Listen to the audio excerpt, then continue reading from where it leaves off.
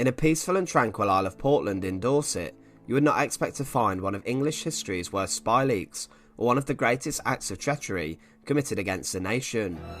The arrest, trial and conviction in 1961 of 5 Soviet spies, 3 of whom were illegally living in London under deep cover, marked a story that captivated and also angered the nation in the early 1960s. It is one of the most famous uses of illegal resident spies who operate in a foreign country without the cover of their embassy. Today, we look at the Portland spy ring, one of England's worst spy leaks. Remember, if you do enjoy these videos, to support the channel, please subscribe. In 1959, the CIA received letters from a mole codenamed Sniper. Sniper stated that information was reaching the Soviets from the Admiralty Underwater Weapons Establishment and from HMS Osprey in Portland, Dorset, in England. Here, the Royal Navy were testing new and up-to-date equipment for underwater warfare. These letters were then passed on to MI5, Britain's domestic counterintelligence and security service. The spy ring had even been smuggling copies of top-secret British naval documents containing details on the UK's nuclear submarine programme. The top-secret British documents that the spies were sharing with the Soviets included designs for HMS Resolution, Britain's first submarine equipped with nuclear ballistic missiles, which had been developed in Portland. Suspicion fell on a man called Harry Houghton, a former sailor who was a civil service clerk at the base. Born in Lincoln, England, he left school to join the Royal Navy, and by the end of World War II was a master at arms. After the war, he was attached to the staff of the naval attachment of the British Embassy in Poland. Here he dabbled in the black market, beginning by trading coffee, but moving on to medical drugs. This made him money and led him to the attention of the Polish Secret Service. In 1952, Houghton was ordered home. Following a divorce, he was appointed to the Admiralty Underwater Weapons Establishment in Portland in the 1950s. Suspicion fell on Houghton as he had just bought his 4th car and a house. He was also a heavy drinker who would generously buy rounds for people at the local pubs. Houghton's way of living roused suspicion as his lavish lifestyle and expenses were far beyond his rather average salary. MI5 then placed Houghton under surveillance, and they began to watch him and his mistress Ethel G.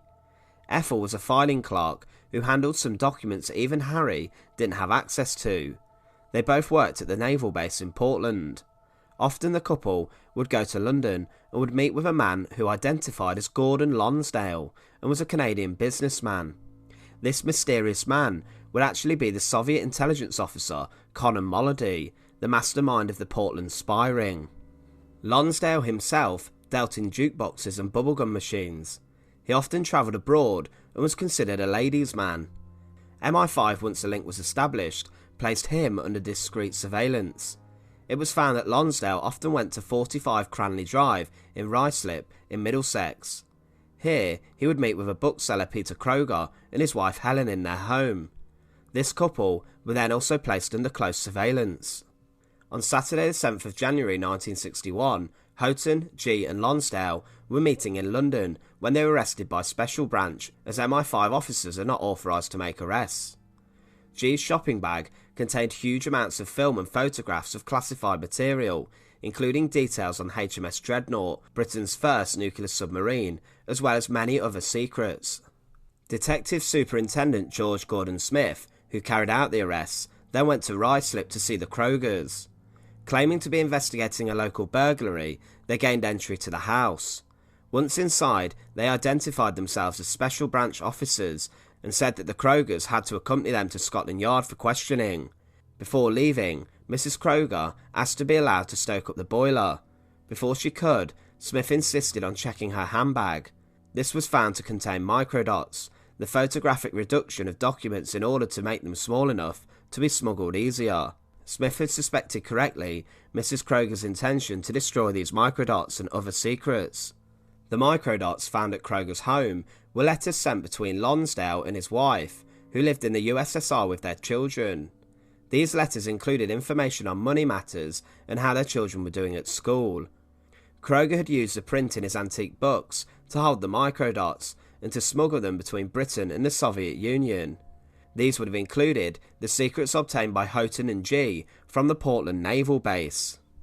Inside the Kroger house was a dwelling full of spying equipment.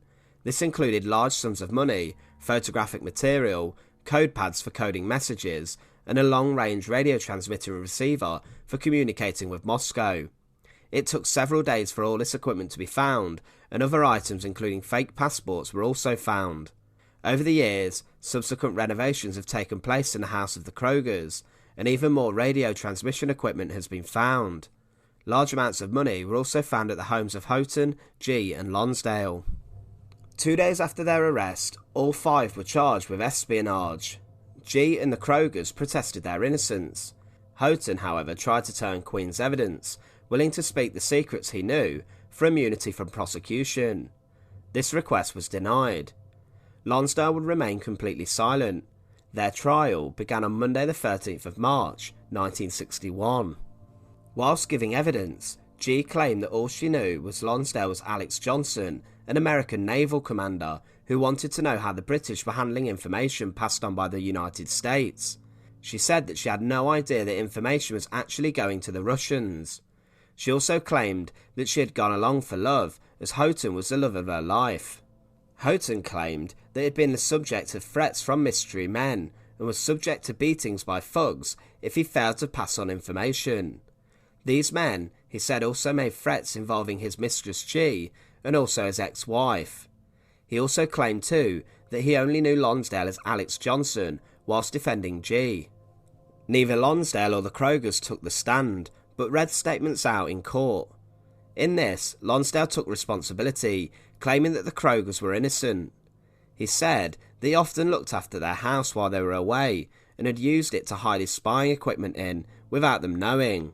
Peter and Helen Kroger would then back up this claim, saying that Peter was simply a bookseller, and Helen a housewife. However, the couple could not explain why fake Canadian passports, with their photos inside, were found inside the house, which would have been used in a possible getaway. The jury would take no sympathy on any of the defendants, and returned verdicts of guilty for all the accused. Superintendent Smith, when taking the stand, announced that through their fingerprints, the Krogers had been identified as Morris and Lona Cohen, renowned spies who had worked previously in the United States. Lonsdale throughout his trial remained a man of mystery, in spite of extensive research conducted by MI5 and the FBI. They were convinced he was in fact a Russian and a member of the KGB, but his past could only be traced to 1954, when he first appeared in Canada. In terms of sentencing, Houghton and G were sentenced to 15 years in prison. Upon their release in 1970, they married the following year. The Krogers, or Cohens, were sentenced to 20 years. In 1969, they were exchanged for the British citizen Gerald Brooke, who had been arrested by the Soviets, and the Soviets then confirmed that these two were in fact spies. Lonsdale was the mastermind and was sentenced to 25 years. However, in 1964, was too exchanged for a British spy, Greville Wynne, who had been arrested in the Soviet Union. Lonsdale's true identity would then be revealed as Conan Molody. Conan Molody would then write a book called Spy, the Memoirs of Gordon Lonsdale in 1965. In this, he claimed that the Krogers were innocent. Suspiciously, Molody would die during a mushroom-picking expedition in 1970, at the age of 48. Retired KGB official Leonid Kolosov, Molody's childhood friend, raised suspicion around this, saying that Molody was in fact healthy when he died. He said that Molody would complain when the KGB doctors gave him injections for high blood pressure, and that these made him feel much worse, arousing suspicion about his death. Throughout history, professors have suggested that the Portland spy ring was in fact much larger than the 5 who were arrested. Professor Christopher Andrew stated his belief that the staff at the Russian and Polish embassy, who were immune from prosecution, were also involved. He also suggests that the ring may have had more senior members of staff at the Portland Naval Research Facility involved, due to the fact that Houghton and G were very low down the pecking order in terms of power. Overall, the shocking part of the Portland spy ring is the fact those involved were not caught for so long, and the fact that many secrets were leaked. It is estimated that almost 100 documents were passed to the Soviet Union through the Portland spy ring. Another interesting point, however, is how could such a tranquil and quiet part of the southern English coastline be propelled into the limelight for being one of the worst leaks of intelligence information in British history. Once again, thank you for watching The Untold Past. To support the channel, please subscribe and also check out some of the other videos on our channel. Once again, thank you for watching.